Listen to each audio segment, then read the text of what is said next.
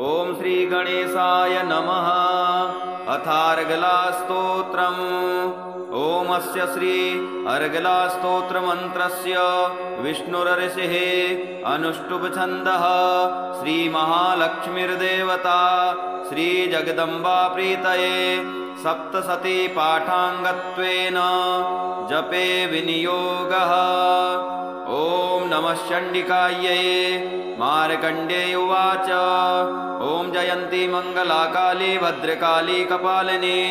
दुर्गा क्षमा शिवा धात्री स्वाहा स्वधा नमोस्तुते। जय त्वं देवी चामुण्डे जय भूतार्तिहारिणी जय सर्वगते देवी कालरात्रि नमोस्तुते। मधुकैटभ विद्रावी विधात्री वरदे नमः। रूपं देहि जयं देहि यशो देहि दिशो जहि महिषासुर निर्नाशी भक्तानां सुखदे नमः। रूपं देहि जयं देहि यशो देहि दिशो जहि रक्तबीज वधे देवी चण्डमुण्ड विनाशिनी रूपं देहि जयं देहि यशो देहि दिशो जहि शुम्भस्यैव निशुम्भस्य धूम्राक्षस्य च मर्दिनी रूपं देहि जयं देहि यशो देहि दिशो जहि वन्दिताङ्घ्रियुगे देवी सर्वसौभाग्यदायिनी रूपं देहि जयं देहि यशो देहि दिशो जहि अचिन्त्य रूपचरिते सर्वशत्रुविनाशिनी रूपं देहि जयं देहि यशो देहि दिशो जहि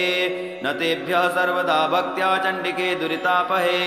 रूपं देहि जयं देहि यशो देहि दिशो जहि स्तुवद्भ्यो भक्तिपूर्वं त्वां चण्डिके व्याधिनाशिनी रूपं देहि जयं देहि यशो देहि दिशो जहि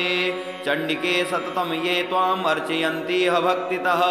रूपं देहि जयं देहि यशो देहि दिशो जहि देहि सौभाग्यमारोग्यं देहि मे परमं सुखं रूपं देहि जयं देहि यशो देहि दिशो जहि विधेहि दिशतां नाशं विधेहि बलमुच्चकैः रूपं देहि जयं देहि यशो देहि दिशो जहि विधेहि देवि कल्याणं विधेहि परमां श्रियं रूपं देहि जयं देहि यशो देहि दिशो जहि सुरासुरशिरोरत्न निघृष्टचरणम्बिके रूपं देहि जयं देहि यशो देहि दिशो जहि विद्यावन्तं यशस्वन्तं लक्ष्मीवन्तं जनं कुरु रूपं देहि जयं देहि यशो देहि दिशो जहि प्रचण्ड दैत्य दर्पघ्ने चण्डिके प्रणताय मे रूपं देहि जयं देहि यशो देहि दिशो जहि चतुर्भुजे चतुर्वक्त्र संस्तुते परमेश्वरी रूपं देहि जयं देहि यशो देहि दिशो जहि कृष्णेन संस्तुते देवी सस्वद्भक्त्या सदाम्बिके रूपं देहि जयं देहि यशो देहि दिशो जहि हिमाचलसुतानाथ संस्तुते परमेश्वरी रूपं देहि जयं देहि यशो देहि दिशो जहि इंद्राणीपति सद्भाव पूजिते परमेश्वरी रूपं देहि जयं देहि यशो देहि दिशो जहि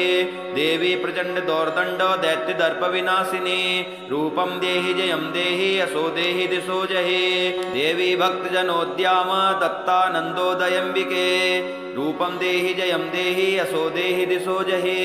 पत्नीं मनोरमां देहि मनोवृत्तानुसारिणीं तारिणीं दुर्ग संसार सागरस्य कुलोद्भवाम् इदं स्तोत्रं पठित्वा तु महास्तोत्रं पठेन्नरः स तु सप्तशती संख्या वरमाप्नोति सम्पदाम् इति देव्यार्गलास्तोत्रम्।